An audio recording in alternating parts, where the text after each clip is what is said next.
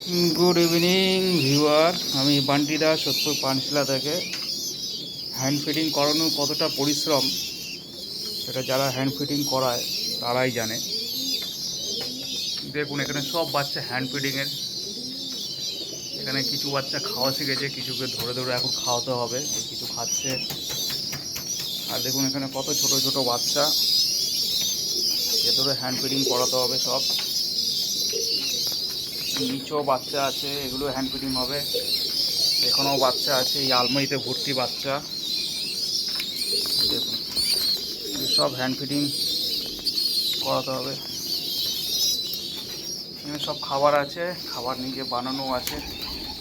সব গরম জল, এই ফ্লাক্সে এটাতেও গরম জল আছে। অনেক পরিশ্রম, তার ফল এইসব। এই শীতেই ডিম বাচ্চা করি, রাতে ছাদ দিয়ে নামতে নামতে প্রায় 11টা বেজে যায়। তারপরে এই ঠান্ডায় স্নান করতে হয়, অনেক মেহনত আছে। অনেকেরা বলে দাদা যে বাড়ির পায়রা চাইলে আপনি করতে পারেন এটা সেটা, কিন্তু অনেক পরিশ্রম, অনেক পরিশ্রমের ফল। ব্লাড লাইন ভালো ধরে রাখা, তাদের জেনারেশন বাড়ানো। যাই হোক বন্ধুরা, আপনারা ভালো থাকবেন, আপনারাও পায়রার প্রতি যত্নবান হন। আপনাদের দিনটি শুভ হোক।